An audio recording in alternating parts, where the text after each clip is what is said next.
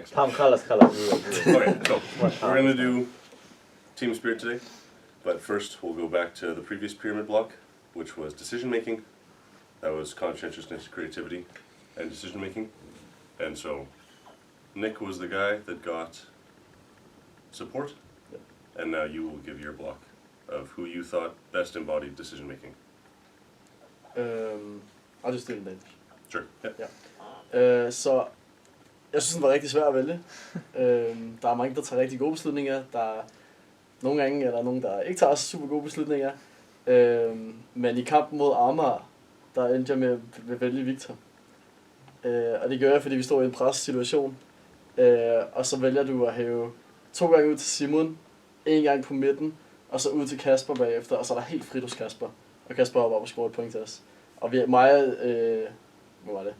Jeg tror det var det Jonas, der stod ude der. Vi stod begge to og var sådan, wow, hvor det godt hævet. Altså det var super godt tænkt. Bare den måde, du vælger hævningerne på. Så derfor har jeg valgt dig. Jo tak. Ja. Det tror jeg, det var Kenneth, men godt tænkt. Var det Kenneth? Ja, det var Kenneth, det her. Nå, okay. Ja. Og det var en rigtig god have til Simon også. Nå, det var en bravende netop. Men, tillykke!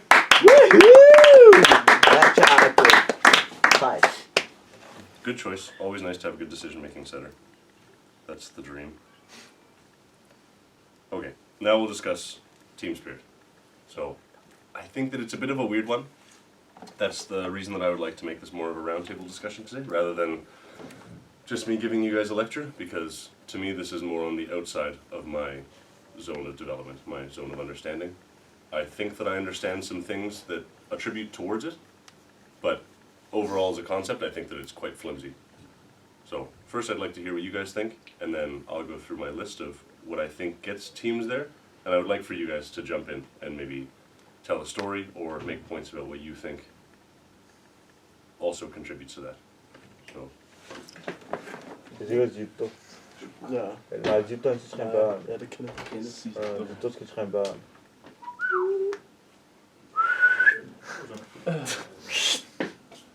Nej, tidligere.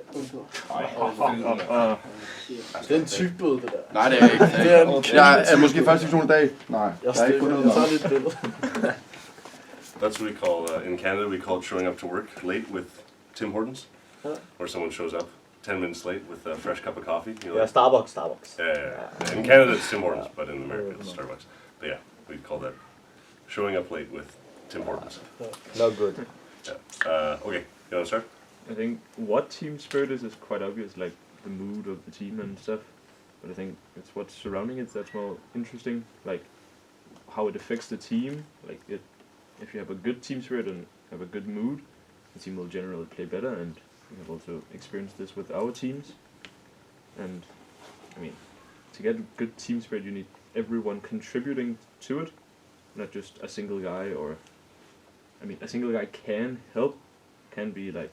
There can be a good guy who does most of the heavy lifting, but everyone needs to like accept that they want to have the team spirit. That makes sense. It's like they have to like join in on the spirit instead of just being one guy who totally like does it all. Yeah, pretty much the same with everybody needing support from each other. And people playing as a team instead of playing as individual players. Not thinking that you need to win every ball, but thinking what's best for the team. Yeah. We'll go around first and then we can go back to it. Yeah, so for like being able to rely on people, and then also goes like everyone has to be able to give something to themselves to help the others. It is not just one guy just doing all he can to help everyone else, but everyone pitching in a little bit to make something great, and not just one guy doing everything to make like a team seem great. Yeah, I think team spirit is important for a team, for a team to be good at playing volleyball, but also to make it fun for everyone to play there. Yep. Yeah, I think team spirit is what embodies like every single individual on the team, then brings it together to take up a step, like bring the team up a step, like Uni said, where it's like everyone comes in together and does something, not only one guy, but everyone comes in and does what they do best, and it just raises up the level of the team. Yes, team spirit is very important because if you have a good environment in your own team, then you'll play more like as a team and winning together and playing together. Mhm. Yes. Yes, I think team spirit is the whole team that is coming in with the energy, and not just one person. So that it's everyone that is giving all of themselves to the team. Mhm. Yes. Sacrificing They are yourself. sacrificing themselves. So, I think the job of the bench is really to bring up the team spirit, Mhm. because the players need to like play, whereas the bench doesn't need to play, so they can focus all the energy in bringing up the team spirit, where that is like saying "Hæver frem" or whatever, or maybe just clapping on the serve. So I think that's their most important part, and of course being ready to come in. I want to know what you guys think about how team spirit begins to develop, because I think that everyone can agree on what the end stage looks like, where we have a really good bench, a really good corner, coach is doing a good job, and everyone on the court is giving everything that they have. But I think that to develop that, I was thinking about this a lot the past couple of weeks. What develops good team spirit? I think that the initial stage is respect. Respect for everyone in the gym, respect for one another. And I think a big part of how respect is built is by how much work we can see other people doing. Is everyone committed? Is everyone bought in?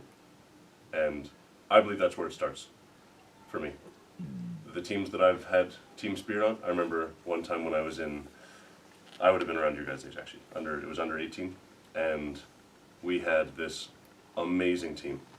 Not that we were great individuals, but everyone worked so hard and we respect each other so much that we beat teams that were way better than us player for player. And we would celebrate each other so much because we knew how much work everyone put in.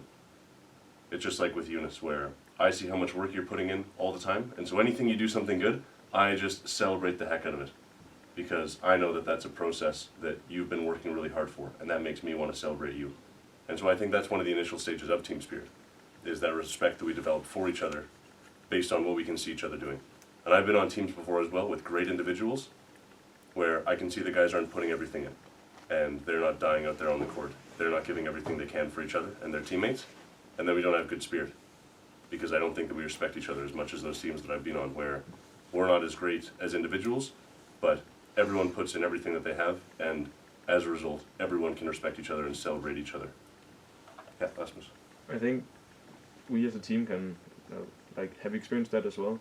Like, we have good players, but some teams of course are better, but when we have a good team spirit, we can easily play up with those, and we've experienced it multiple times, like the first division game against Frederiksberg, and the first set against 1.5 sets against Amager. We played really well, had a really good team spirit, and they just got crumbled.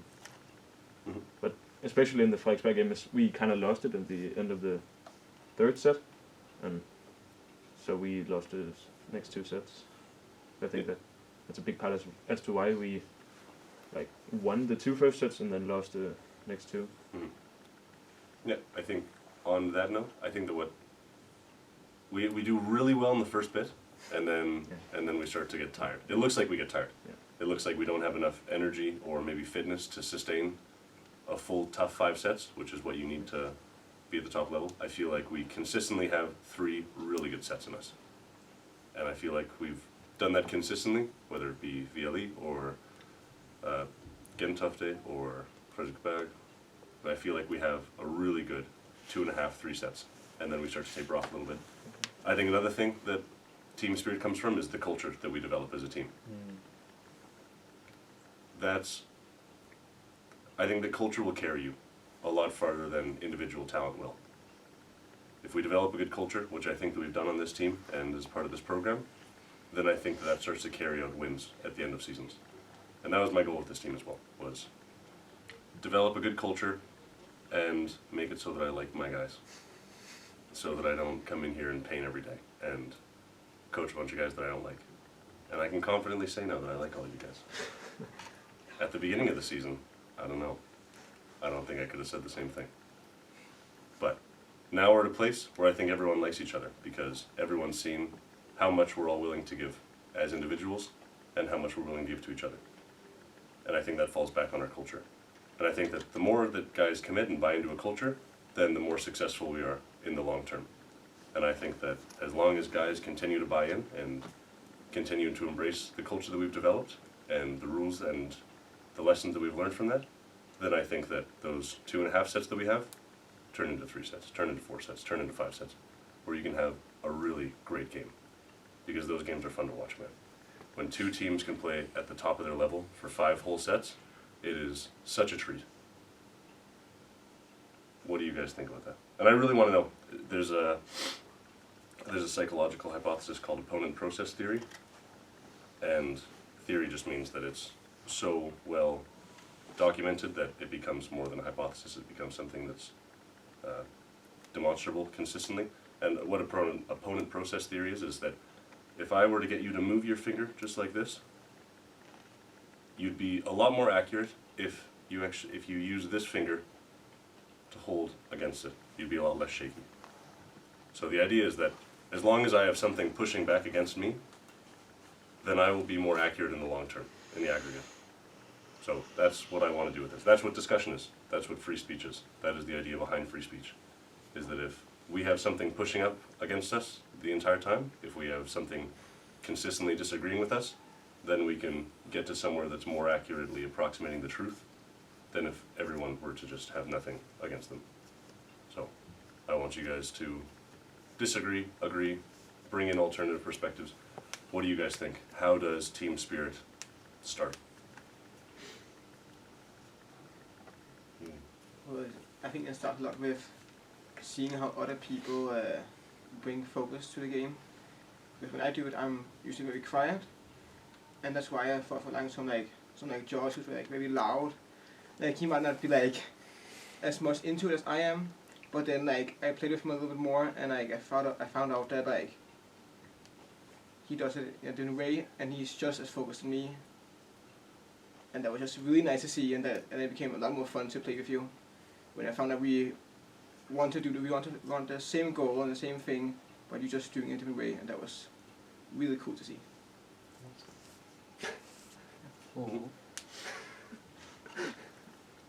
Anyone else? Yeah, Nick? Yeah, I think I agree with you a lot. I think it also comes down to trust. Mhm. It really comes down to trust, and do you trust the guys you're playing with? But that also comes with respect. So I think I agree with you. Mhm. Yeah. I don't know if trust and respect are the exact same, but I agree. Yeah, I totally agree that Yeah. if I respect someone, I'm going to trust them more. Yeah. And if I don't respect someone and I have to trust them, I'm kind of walking on shaky ice. Yeah, because then you don't fully trust them. Yeah, I'm like, okay, it's April in Canada and it's been a little bit warm, and I'm about to walk across this lake. There was this the university that I went to.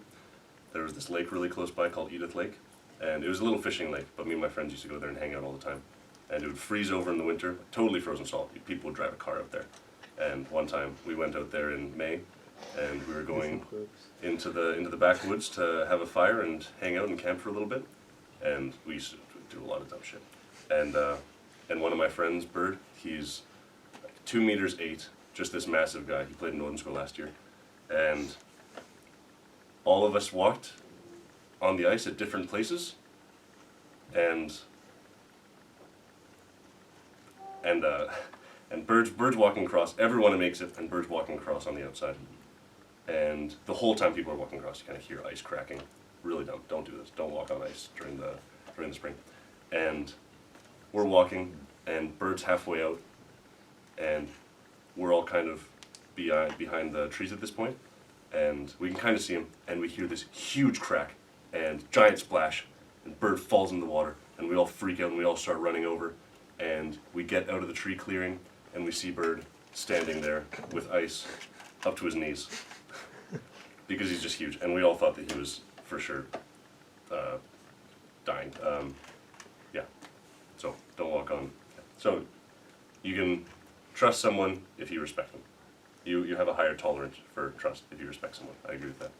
I don't think it's just trust. It's also relying on the players, like relying on them to like bring your mood up when you're down, or. Mhm. And I really think that's what separates great teams from good teams.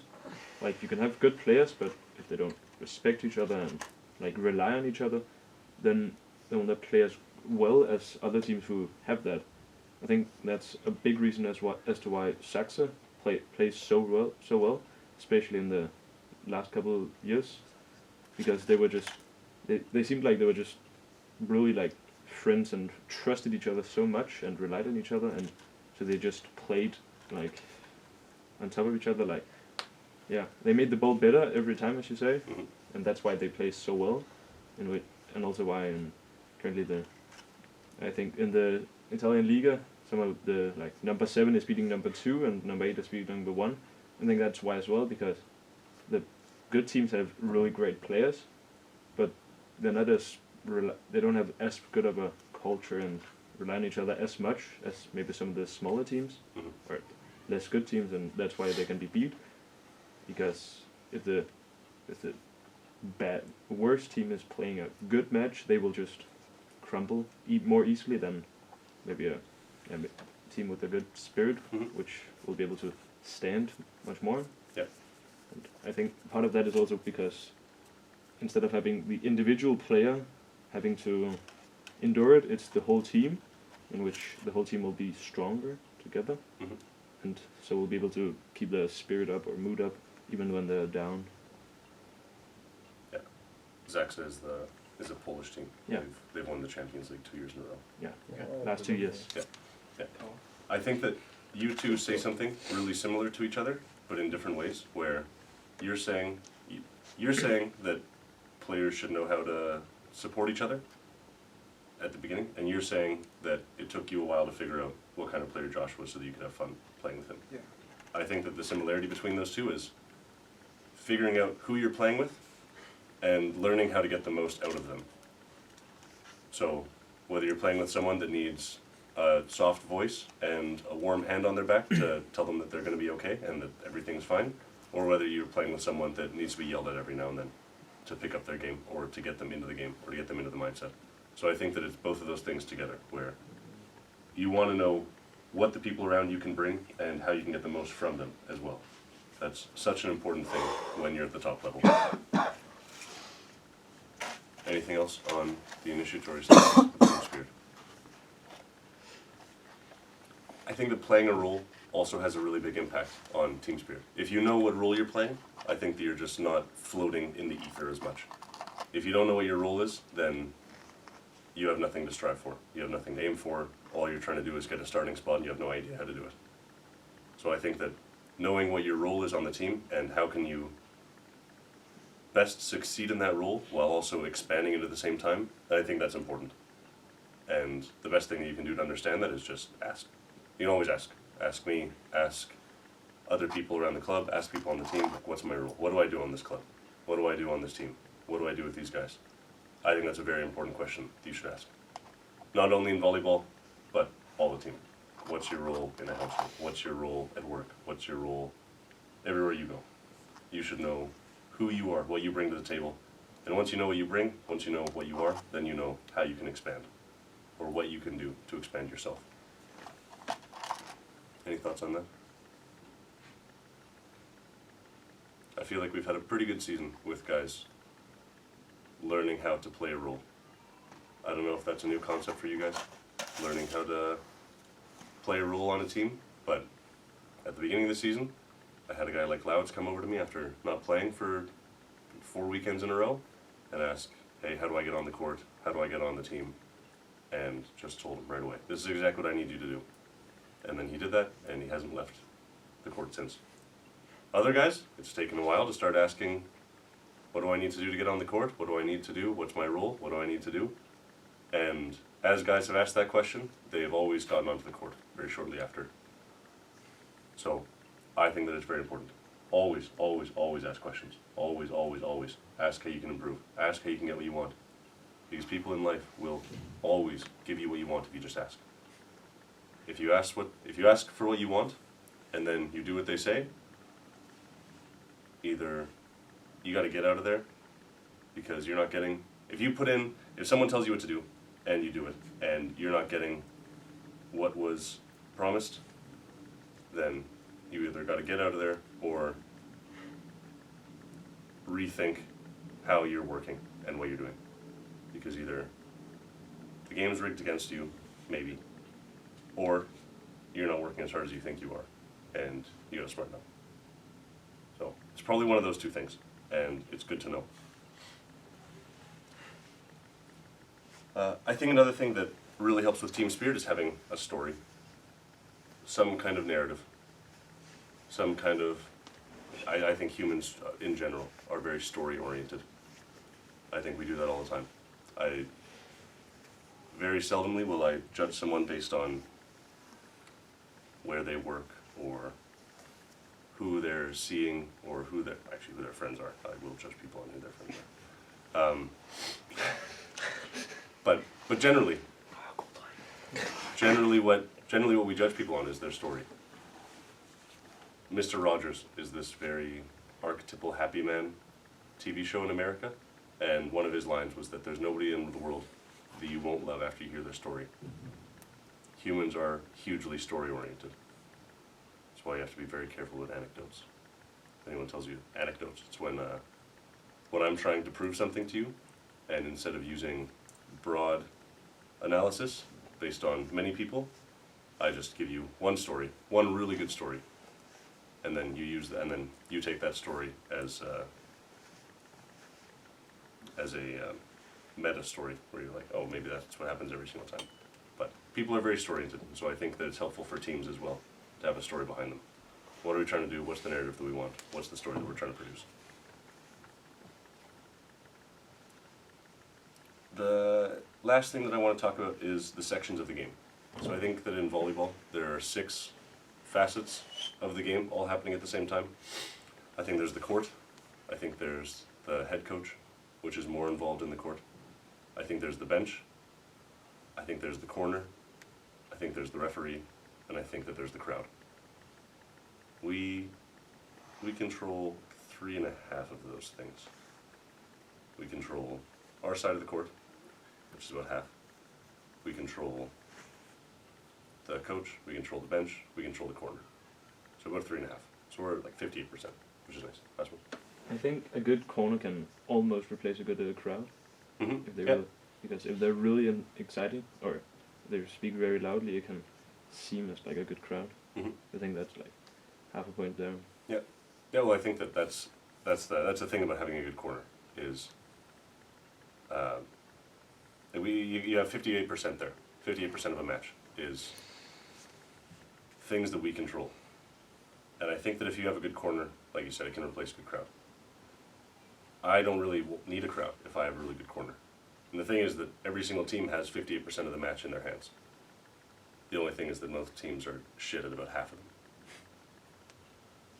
What a really good team is with good team spirit, with when a great game comes together, everything's firing on all cylinders. Both corners, both benches, both coaches, both teams. The crowd is fired up, and the refs don't make bad calls. Yeah, So that won't happen. yeah. It happens very seldomly, but that's the thing as well. We control 58% of that, so how can we control that to the best of our ability? That is always what I'm thinking about. How can our bench always be on it all the time? And that's part of the team spirit that we've talked about as well. Is how can every individual give as much as they can all the time? Even if you're not playing. Even if you're not playing that role on the court where you're scoring points, you can still contribute to the team. If I'm sitting on the bench, I can contribute to the team. If I'm standing on the sideline, I can contribute to the team. Everyone can contribute to the team. So long as we know what we can do and what our role is and how we can contribute, then we can always give back. There are a few things that it just irks me in this really weird way that I don't really know what it is, but it frustrates me. One of those things that frustrates me is when someone gets subbed off and they're all upset about it, number one. And then they go and sit on the bench. and I've done this too. I'm also guilty of this. I am a sinner. But now as a coach, and as someone that wants to win matches, and someone that wants the best for his team, it's one of those things that I don't think I would ever do again. If I got subbed off in a match, I would want the best for the guy coming in. Because if the guy coming in does great, then my team wins. And I'm up a point. And so if I go sit on the bench and I lean back and I'm all upset about coach taking me out, and I'm sitting there thinking, I could go back in, I could do better than that guy. Instead of that, I could go into the corner and support that guy just the way that he supports me every day. So that's one of those things that, I'm not saying that we do it, but I'm saying that when I see it happen, it irks me. It's one of those things that just,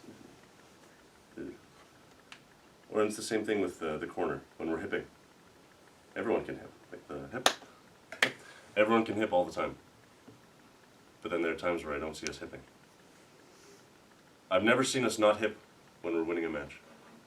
When we're winning a really important game, where it's tight, and the game's great, and everyone's clapping, everyone's cheering for each other. I've never seen us not do the hip during that. But then when we're losing, when we need it most, that's when I see that stuff start to drop off. And then I think that impacts the court. Certainly impacts me. So I think all of those are areas in team spirit. I remember the first time that I went to a football match in Denmark. I went to a home game. But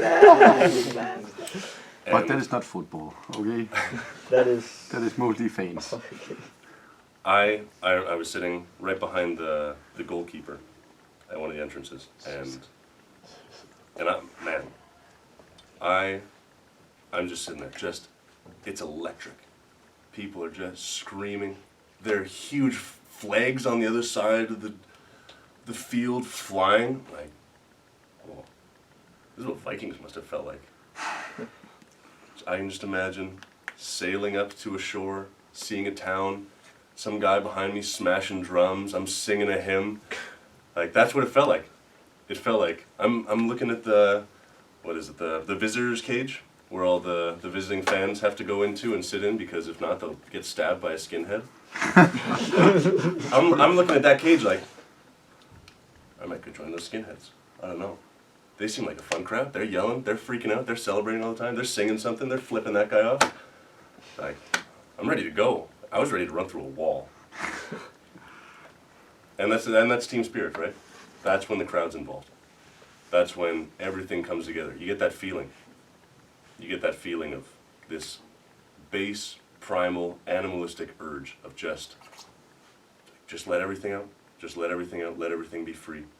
It's like when Josh runs around on the back line. I hate that rule, by the way. Mærkelig regel. I think it's the stupid. I love it in the States. In the States, you're allowed to run on the court during points. Not during a point, but during a set. Like during a set, the team can run onto the court, and it makes it so much more fun. We've done so as well, me and Jonas, without the refs saying anything. So. You just hated me. Yeah, I just think fucking that- racistisk. Just because he's black, that is why. Going on the I don't know what it is though, but that's the thing, is that when we're free like that, when we're celebrating like that together, when everything comes together, like that's that moment of just, you feel that energy, you feel that electricity running through your body, and you're just thinking, like, I could do anything right now. We could do anything right now. And that's what I want to get all the time. I know that we can't get that all the time. My goal always is to strive for perfection. You'll always fall short of perfection. In the pursuit of perfection, you will achieve greatness. That is how I think about this. That is how I think about this journey for us. So, I want us to think about that in the future. Not only in volleyball, but also in your lives. How do you develop team spirit in a friendship, in your family, in a relationship? How do you build the culture? How do you build your story? All of those things you should be thinking about, because that's how you can achieve greatness in these things. Team spirit is not only something that is specific to sport or to volleyball. It covers all facets of life. I feel like my apartment has great team spirit. We're hanging out all the time, we're always having laughs, we have a doodle board, we go rock climbing together, we support each other, we're always cheering each other on. You can have that everywhere in your life. How much better would life be if everywhere you went, you had great team spirit? if your family had great team spirit, if your friendships had great team spirit, if your teams had great team spirit. And you guys know how to build that now. That's not something that comes with me. That's something that we learn, and then you get to bring that everywhere. You get to bring this home. You get to make this part of you. And that's what I love about this, is that you guys have the opportunity to make the world better by learning about these things. Any questions?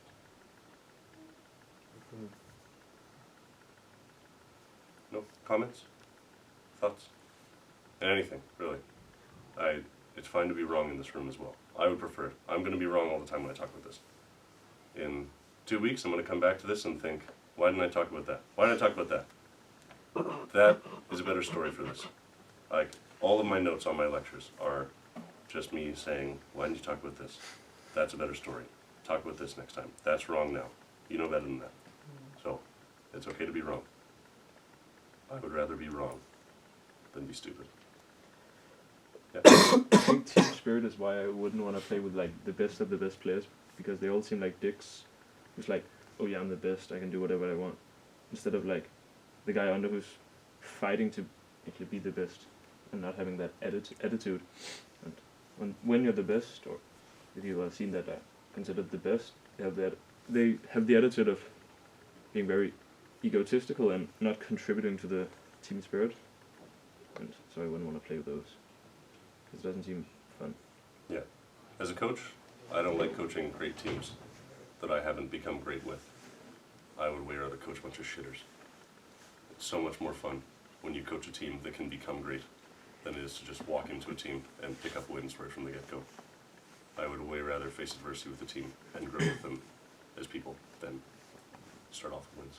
Yeah. I think as a player, I agree. I also think that, because it's much more fun to be part of the team and having the team win than like having one guy just smash the ball every ball, but rather like everyone supporting each other and having fun at the court. And I think it's much easier to have fun when there's a really great team spirit instead of just a couple of good guys just smashing every ball. That's why you win. Mm-hmm. Amager. Yeah. What could you do? Yeah, I might thoughts about that. I guess. Anything else? Okay. Let's get changed. Let's have a good practice. Kom nu, de får krog. Hey!